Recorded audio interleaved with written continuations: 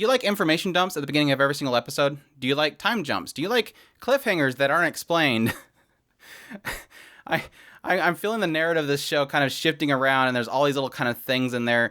I'm more joking. I'm not being negative on a lot of stuff. I actually like a lot of the information that they're giving at the beginning of these information dumps, but I don't know if I can let slide the cliffhangers that don't get explained. That part bugs me.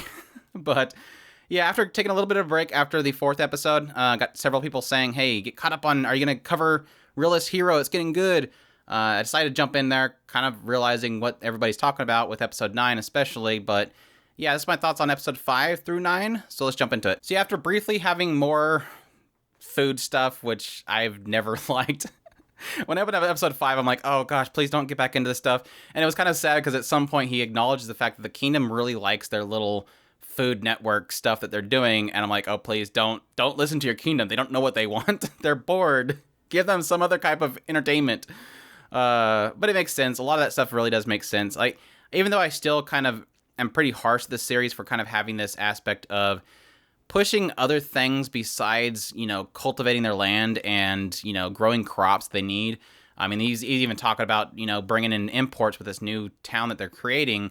And it's like, but you're going to be able to, get your funds back up, build an entire town, establish it as a port nation in the time it's going to take you to grow some crops. He's got some crops that aren't really growing very fast, but either way. Plus, you have magic that I'm sure magic can probably cause the crops to go faster. Again, this is that whole aspect of you hired a glutton rather than somebody that knows magic or farming or something, but I'm getting back into that argument. I need to leave episode 4 alone. Step away from episode 4, Andrew. We get a little bit of a break series where essentially Marks comes in and says, he's stepping down. He's going to let Hakuya take over his position. And the first thing that Hakuya says is, take a break. And, technically he does need to have a break, even though he gets right back into being exhausted shortly after this. But, his little break is essentially taking a date with Licia and taking Aisha along with them in order to have protection. They incognito themselves as very flashy college students. It's like, we're not going to stand out as king and queen, but we'll stand out as, school students walking around the slums and stuff. But yeah, they end up going to a little shop. Well, they had a couple little periods of messing around, and I really hate how mean he is to Aisha. It's like, I guess Aisha's turning into the character they just make fun of every 2 seconds, but he's like really brutal with her. Well, he's technically brutal with Licia and Aisha too when he mentions to the way that he talks differently to Juna. He's like, well, it's hard to talk to a beautiful woman. It's like, damn, burn on the other 2 girls with you. But yeah, they go in this one shop where Juna's working, and they overhear the conversation of 2 individuals nearby, a Halbert and Kaede. And the 2 of them are basically, Kaede is basically trying to stop Halbert from joining George Carmine's, I think it was George Carmine's group. Essentially, they explain the fact that there's this dukedom that is in this nation of Elfrieden, which essentially is, there's 3 dukes or duchesses, whatever. 3 dukes that each control different sections of their military. One being the Air Force that has wind magic users in it as well. The Army, which has fire magic users in it as well as the Navy, which also employs the water magic users. And essentially, their army is supposed to be as strong as the army that is under the Royal Army, which is the Forbidden Army. I don't know why they call it Forbidden Army. But essentially, this was a system that was established a long time ago because this country had mixed races, and they wanted to make sure that each of the races had their significant powers. And then if the king became essentially a cruel ruler, they can overthrow him. And he's been trying to establish communication for them for a long time, but he's assuming, based on the fact they're not ignoring him, that there's probably thoughts of taking him over just because they don't feel that he is deemed to have the throne. But essentially, Kaede is trying to stop him because, 1, that would go against their king, but 2, because they're probably going to have a civil war, and he's going to be on the other side of the battlefield. And it's funny because Kazuya kind of introduces himself to them and throws them off completely, but his response really isn't about anything that's going on, what's going on, any information he can get possibly from them. His response is just, hey, if you go over there, you're going to have to kill your girlfriend. It's like, okay, there's a lot of other things. Lots of things going through my head right now from that conversation, and that's the only thing you take from it and apply to the conversation. But yeah, eventually this leads to Halbert's father beating the snot out of him and then apologizing in front of Kazuya, which at that time he's like, yeah, well, since you're here, it looks like he got he got punished enough. While you're here, he sets Kaede to kind of lead a group, as well as move Halbert to the Forbidden Army. Again, that name. I almost forgot. Another conversation that came up before Kaede and Halbert had their little outburst is so casually bringing up the fact that they have polygamy in this particular world. It's like, they're like, I think it was Aisha was offering herself, and he's like, well, I'm already engaged. I can't sleep with another woman. They're like, it was so awkward. Like, everybody looks shocked, like, Kazuya, didn't you know? We have polygamy here. Men can have many women. It's like, what? He just literally said that he would stay with his one woman, and their response is, how dare you? You're allowed to have multiple men or multiple women. And it was funny because this technically does bring up the aspect that they point out that Albert didn't have any other, women or concubines or whatever, because he technically was wed into royalty. So the king was essentially somebody, the queen was the ruler, and then he was wed into being the king. So his faithfulness, because of that, he chose not to. So, but yeah, Kazuya is supposed to. He don't ever speak of that again. You are allowed to have a legal harem here. Get your harem. It's like the writer going, so hey, so everybody knows he's gonna get himself a harem. But yeah, that was a little, that conversation was just very awkward. Their response and everything was like, okay, it's good. We've seen lots of anime that have isekai into world that has polygamy, and it's allowed there, but that was the most awkward way of establishing that as a thing. But no, in this whole meeting with Glaive and Halbert and Kaede, the thing that annoyed me here was that they left a cliffhanger at the end of this episode. And the cliffhanger was that Glaive tells Kazuya, I have something very important to tell you. Can everybody leave the room? And they all leave the room, and then it cuts to him saying, wow, what do you want me to do about this? And the guy's like, I don't expect you to do anything. I just want you to know. And Kazuya's like, this is really heavy. And then we never find out what happened. We never find out what that conversation was. I'm assuming that was the point in which they were establishing Glaive telling him that these dukes are going to come after you. The only other thing I can think of is maybe that was the point in which they were warning him that Amadonia is trying to supply troops to both the dukes and to him, because that's something they established at some point. Yeah, obviously all the other surrounding nations, everybody wants everybody's land, of course. But especially this Amadonia, which is a nation that apparently used to have land there, and they want to reclaim it. But this Amadonia essentially is offering Kazuya an army, saying that, yeah, your dukes are going to try to overthrow you. If you have a civil war, let us help you. And he's already assuming, yeah, and probably they're offering that to the dukes as well, so that they can be on both sides of the battlefield and then claim land as the war happens. So that's their strategy in order to overtake. That's the only thing I can assume that Glaive said. The troubling thing is that we've established all this stuff all the way up to the point where he's given these dukes the chance to not do this, and they still haven't shown Glaive state that. So I'm assuming there's something else that Glaive knows, and we just don't know. But it's bugging me. I literally checked like multiple times, several episodes going, did I skip something? Was there an aftercast thing?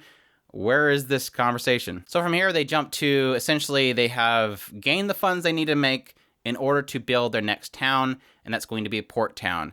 And this port town is going to work as exports and imports as well as tourist kind of thing. And it gets in this whole thing where there is apparently some sort of lore about some monster that comes out and claims any buildings that are made on that shore. And there's warnings that people are giving to not build there. And he eventually decides that they're probably talking about tsunamis. And they note this idea of an earthquake happening beforehand. And it's one of those funny moments where it's like, you could tell this is a Japanese writer because they think that everybody in the world doesn't know that tsunamis follow earthquakes.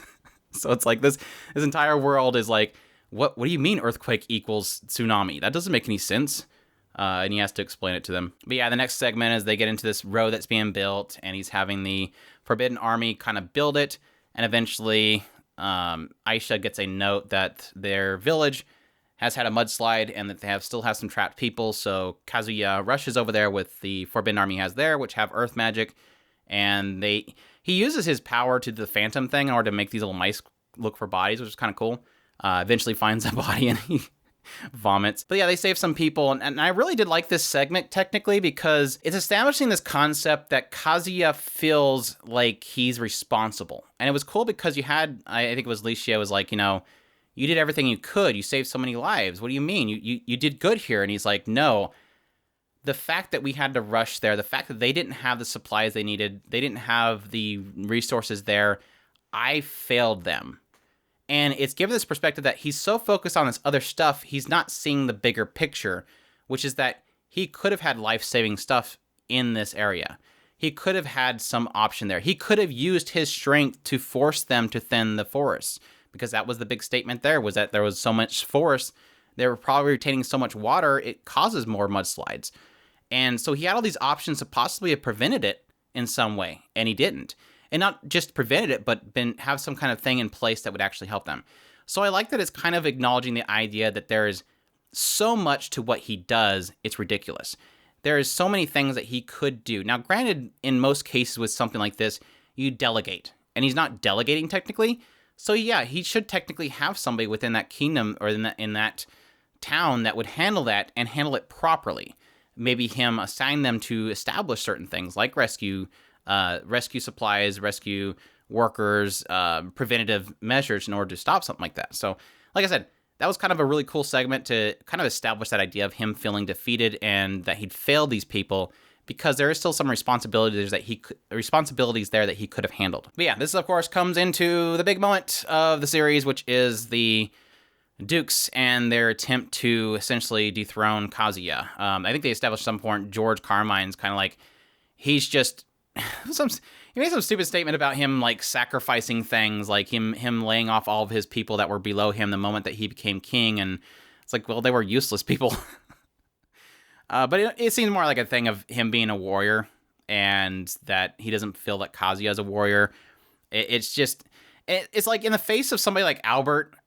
If this was really George Carmine's thing, was that he doesn't like Kazuya because he's not a warrior, Albert's a spineless dude, and you were fine with him being king. It's like the moment that Kazuya takes over, you're suddenly like, oh, well, he's too soft. He needs to be off here. We need to get Albert back into the throne. It's like, oh, Albert ran away from the throne. And talk about somebody that drops everything. Albert dropped everything. He literally dropped the throne. Anyways, I don't know. Big warrior wants to cause conflict, war for some reason. Let's do it.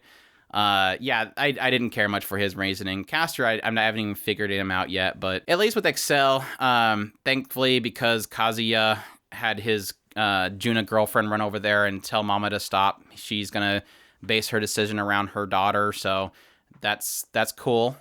And I'm assuming that Carla will probably convince her father after she probably gets swooned by Kazuya as well, because it seems like she's gonna rush over there to get him. I just hope that George Carmine has a daughter that she can go over there and get swooned by Kazuya, and then she can tell her dad to stop. But I think it really is going to come down to probably a brood of force between George and Kazuya. I don't think that there's going to be anything with Castor. Castor does technically mention the idea that he's only going to be taking a certain amount of troops and the rest of them aren't involved. So it's kind of establishing the idea that he's already expecting to lose, which technically Hakuya actually points out. I don't really understand the conflict. I understand the aspect of how it was built. I understand the dukedoms and all that kind of stuff. I think it's actually really cool and clever the way they kind of built this kingdom. But at the same time, I'm conflicted on the idea that it doesn't have any meaning behind the battle itself, which technically most war doesn't have meaning. I guess technically with the Amidion group, they are technically have a meaning there because they want their land back. It seems very foolish, but at the same time, typically war is foolish. They've already established that this Amidonia group is going to starve, and this war is going to bring about their ruin. The daughter of the king's literally like, peace out, let's get out of here. It's pretty bad when the princess is like, I'm out of here. Dad's going to his death. But I don't understand George Carmine. Like, again, it's the whole I'm warrior grr thing. I understand. Don't trust somebody that you don't think is stronger than you. But that's the whole system of the kingdom itself. The king isn't supposed to be stronger than you. But no, maybe hopefully in the next episode or so, we'll get more fleshing out of George, and we'll get more fleshing out of Castor. Maybe they'll get some more character building in their particular battles, or maybe they'll just not battle at all. I'm sure. I mean, based on the fact that Kazuya is, he's smart, he's probably going to figure out a way of being able to, I don't know, cut off supplies or just stop them before it happens, which I'm sure that's probably going to be the move. I don't think it's going to be a thing where, I mean, it could get as dark as having Kazuya have to send people to their deaths and have to weigh the guilt of essentially causing the death of people. Like, what could I have done to prevent this rather than it to be bloodshed? I could have done something to have stopped this before the bloodshed happened. I really do see that coming. It's just kind of, it does kind of bug me that one of the simplest arguments that he could have made in that meeting, he didn't.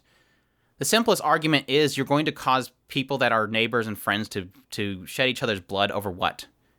It's fine that you think you're a warrior, but at what cost are we going to have this? You're going to have the deaths of millions of people that are family, friends, neighbors, because you're a warrior. We are in one nation. The whole idea of the original building of this nation was to bring everybody together, and now you're dividing us. It's just a kind of a very simple argument that could have been made, but instead, I guess he's technically, instead of choosing to talk down George, he's more choosing to puff out his chest to show his boldness as a king. Even if that does cost the lives of many people, at least he'll be shown as a king. But he's never done that before. That's never been his purpose. He's always spoken equally, I guess. So, I don't know. We'll see where it goes from here, but that's my thoughts. Oh yeah, I almost forgot. At the very end, we had the greatest cardinal sin that can ever be done by a show. It is the reason why Chris will still to this day not watch Fina the Pirate Princess. Licia cut her hair. Because to show her resolve, she cut her hair. I was blown away. I know that George literally, he was without words. That shocked him so much that she cut her hair. She has that much resolve. Yeah, sure. Okay, we'll go with it. What happened to Tomoe? What happened to Tomoe? What's that? Where's that whole thing with her talking to the demons? Literally, the show loves making things and then leaving them. I don't know. It's all over the place. I still enjoy a lot of things about it. So I just love this. This is kind of one of those fun shows that I like making fun of because it's just so narratively all over the place, and it almost feels like it doesn't know what it wants to do. But we'll see where it goes from here. But that's my thoughts on episode 5 through 9 of A Realist Hero Rebuilt the Kingdom. Hope you guys enjoyed this video. If you did, leave a like down below. Comment. Let me know what you thought of the episodes. Subscribe if you haven't already. Share this video if you can. Support us on Patreon if you can. And y'all take care.